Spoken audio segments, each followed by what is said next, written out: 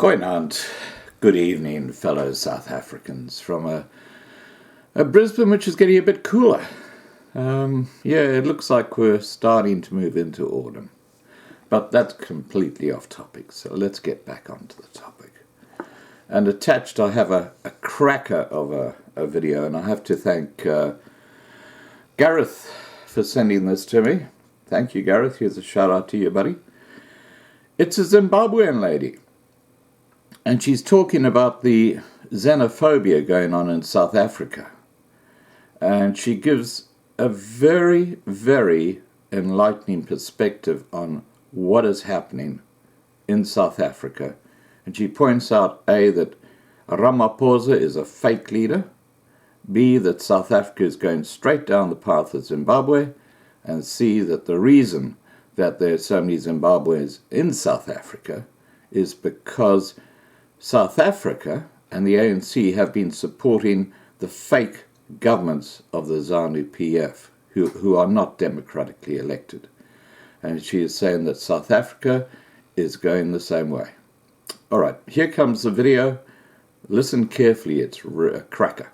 All right, take care and please remember to subscribe to be kept. So Mr. Ramaphosa, in one of his election campaign speeches, decided to declare war on foreigners, saying that the South African government is going to hammer down on foreigners in the country and that things are about to become tougher.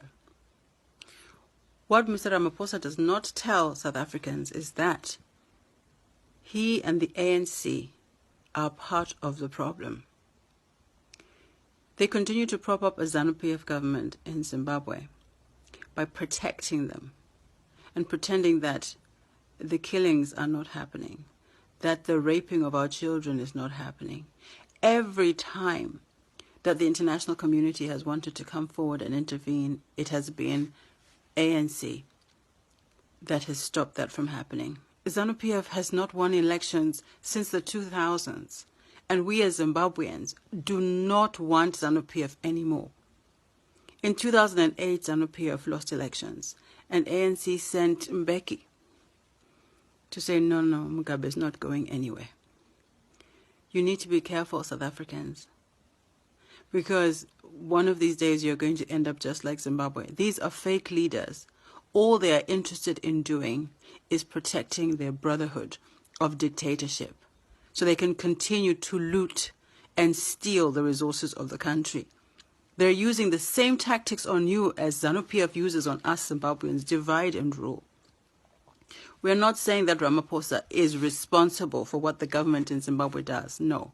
What I'm saying is that ANC and Ramaphosa are responsible for protecting ZANU-PF and leaving us, the citizens, even more vulnerable to the ZANU-PF government, which thinks it's appropriate to open fire on citizens. What are we supposed to do when they open fire on us?